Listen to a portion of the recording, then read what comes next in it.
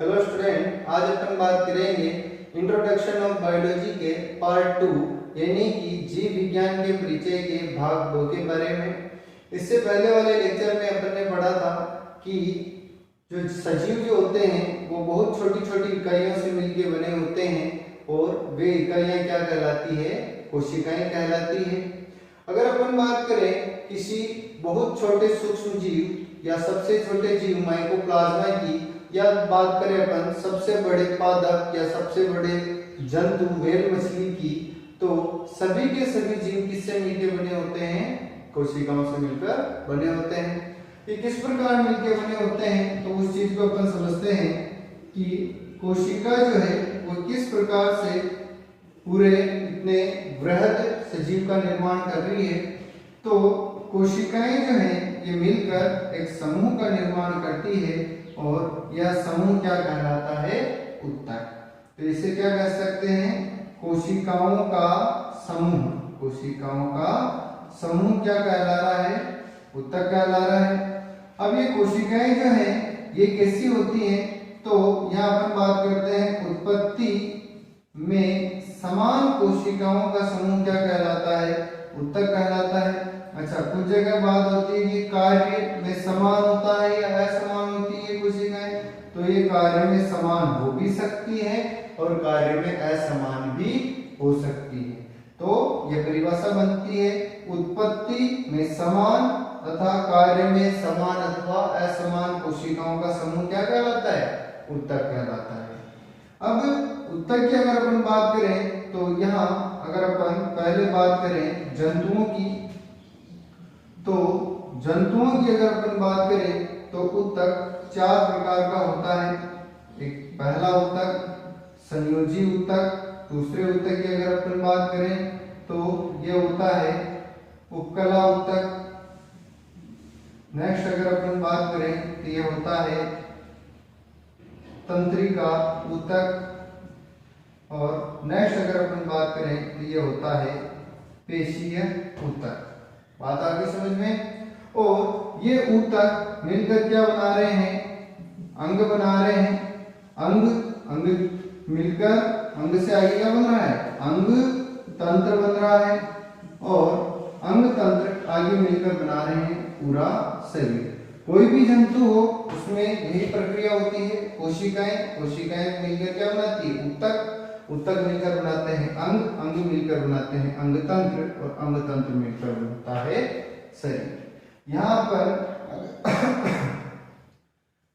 पर बात करें कि किस प्रकार के अंग जो है वो ऊतकों द्वारा बन रहे हैं, तो शारीरिक अंगों की बात करें अपन, जैसे हृदय एक अंग है, मस्तिष्क हमारे शरीर का एक अंग है, फेफड़े हमारे शरीर का एक अंग है, या अपन बात करें वृक्क की, ये हमारे शरीर का एक क्या है? अंग है। इस प्रकार शरीर में बहुत सारे अंग पाए जाते हैं और ये अंग जो है वो मिलकर क्या बना रहे हैं? अंग तंत्र बना रहे हैं। जैसे एग्जांपल ले ले अगर अपन, तो हृदय जो है और अंगों के साथ जुड़कर क्या बना रहा है? परिसंचरण तंत्र बना रहा है। नेक्स्ट अपन बात करें मस्तिष्क के बारे में, तो मस्तिष्क दूसरे अंगों से समायोजन कर या जुड़कर क्या बना रहा है? तंत्रिका तंत्र बना रहा है। नेक्स्ट अगली अपन बात करें फेफड़े जो है ये अन्य अंगों के साथ जुड़कर क्या बना रहा है? श्वसन तंत्र बना रहा है। वहीं वृक्क की बात करें ये क्या बना रहा है? उत्सर्जन तंत्र बना रहा है। तो इसी प्रकार अगर और भी एग्जाम्पल लें तो विभिन्न प्रकार के जो तंत्र हैं या अंग हैं वो अंग तंत्र बना रहे हैं और अंग तंत्र जो है विभिन्न प्रकार के, जैसे परिसंचरण तंत्र, तंत्रिका तंत्र, श्वसन तंत्र, उत्सर्जन तंत्र, पाचन तंत्र, इस प्रकार के जितने भी तंत्र हैं वो क्या बना रहे हैं? मिलकर शरीर का निर्माण कर रहे हैं। यहां तक बात समझ में आ गई? नेक्स्ट अपन बात करते हैं, ये तो अपन ने बात करी जंतुओं के बारे में। अगर मैं बात करूं पादपों के बारे में, तो पादपों में ऊतक मुख्य रूप से 2 प्रकार के होते हैं। पहले जो ऊतक होते हैं ये होते हैं विभज्योतक। पहले जो ऊतक होते हैं वो कौन से होते हैं? विभज्योतक। और दूसरे प्रकार के जो ऊतक होते हैं ये होते हैं स्थायी ऊतक।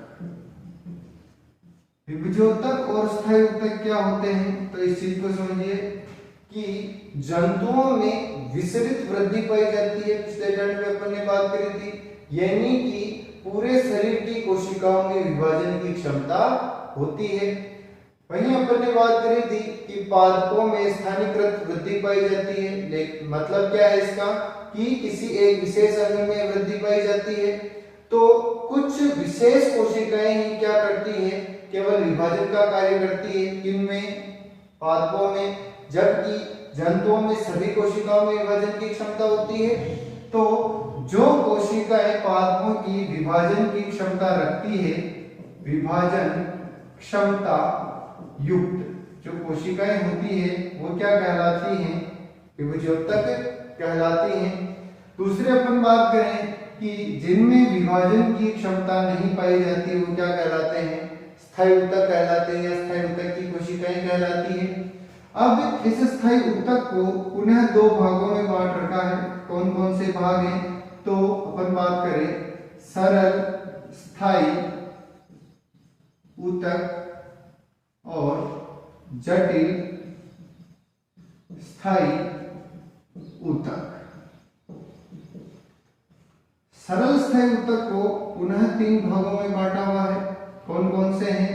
तो पहला है मृदुतक, दूसरा है स्थूल कोणोतक और तीसरा है दृढ़ोतक। ठीक है। वहीं जटिल स्थायी ऊतकों को दो भागों में बांट रखा है। अब यहाँ बात आती है कि सरल स्थायी ऊतक और जटिल स्थायी ऊतकों को किस आधार पर बांट रखा है? तो सरल स्थायी ऊतक की जो कोशिकाएं होती है ये अपन बात करें तो उत्पत्ति में भी समान होती हैं और कार्य में भी समान होती हैं। वहीं अपन बात करें जटिल स्थायी ऊतक की, तो इस ऊतक की कोशिकाएं उत्पत्ति में समान होती है परंतु कार्य में भिन्न भिन्न होती हैं, इसीलिए इसे बोलते हैं जटिल स्थायी ऊतक। अब जटिल स्थायी ऊतक की अगर अपन बात करें तो जो संवहन ऊतक है कौन कौन से? जाइलम और फ्लोएम, ये दोनों क्या हैं? जटिल स्थायी ऊतक। ये तो अपन बात करें पादपों के ऊतक की बात हो गई। अब पादपों के जो ऊतक होते हैं ये मिलकर बनाते हैं ऊतक तंत्र। ऊतक तंत्र देखो यहाँ अगर अपन बात करें तो जंतुओं में ऊतक मिलकर क्या बना रहे हैं? अंग बना रहे हैं शरीर के। लेकिन पादपों के जो ऊतक है वो मिलकर क्या बना रहे हैं? ऊतक तंत्र। पादपों में उत्पन्न अगर ऊतक तंत्र की बात कर दीजिए पुनः तीन प्रकार के होते हैं। सबसे बाह्य जो तंत्र होता है वह होता है अधिचर्म ऊतक तंत्र। अधिचर्म ऊतक तंत्र। दूसरा जो सबसे मध्य में होता है जो संवहन का कार्य करता है वह होता है संवहन ऊतक तंत्र। तथा अधिचर्म व संवहन ऊतक तंत्र के मध्य जो ऊतक तंत्र होता है उसे नाम दिया जाता है भरण ऊतक तंत्र। और ये सभी ऊतक तंत्र मिलकर किसका निर्माण कर रहे हैं? पादप शरीर का। बात आगे समझ में। तो किस प्रकार कोशिका से पूरा सजीव बना होता है बहुकोशिकीय, वह अपन ने यहाँ देखा। एक बार वापिस से रिवाइज कर लेते हैं। कोशिका क्या होती है? कोशिका होती है सजीवों की सबसे छोटी संरचनात्मक एवं क्रियात्मक इकाई। और कोशिकाओं का समूह क्या बनाता है? ऊतक बनाता है। ऊतक क्या होता है?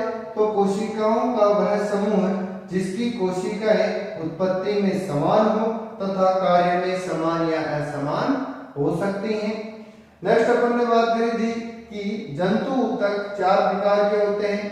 संयोजी ऊतक, उपकला ऊतक, तंत्रिका ऊतक और पेशीय ऊतक। और ये जंतु ऊतक मिलकर क्या बनाते हैं? अंग का निर्माण करते हैं। अंग का एग्जाम्पल अपन ने लिख रखा है जैसे हृदय हो गया, मस्तिष्क, फेफड़े, वृक्क। और ये अंग अन्य अंगों के साथ संयोजन कर किसका निर्माण करते हैं? अंग तंत्र का निर्माण करते हैं। अंग तंत्र में अपन ने इनसे संबंधित अंग तंत्र आगे लिखे हैं।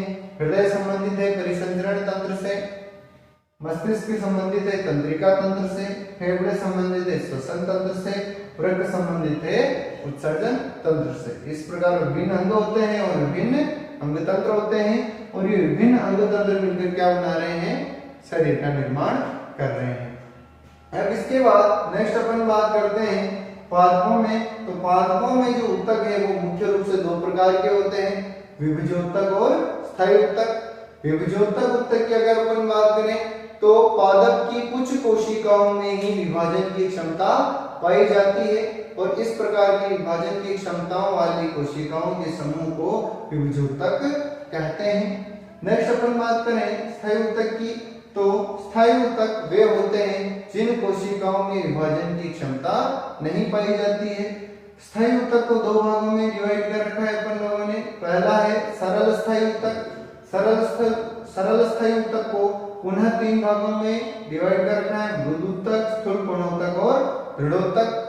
क्योंकि ये एक ही प्रकार की कोशिकाओं के समूह है, मतलब उत्पत्ति में समान, कार्य में समान, संरचना में भी समान, तो इसीलिए इनको नाम दिया जाता है सरल स्थायी ऊतक। लेकिन जटिल स्थायी ऊतकों की उत्पत्ति समान होती है लेकिन कार्य तथा संरचना भिन्न भिन्न होती है, इसीलिए इसे नाम दिया जाता है जटिल स्थायी ऊतक।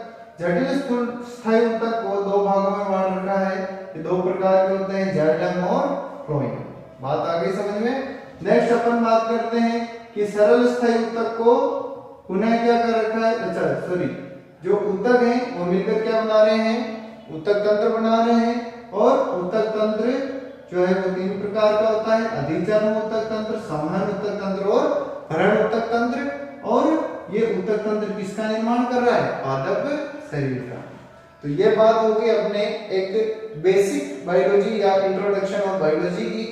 अब इसके बाद अपना चैप्टर रहेगा कोशिका विज्ञान या सेल बायोलॉजी, जो कि नेक्स्ट लेक्चर में अपन पढ़ेंगे। Thank you.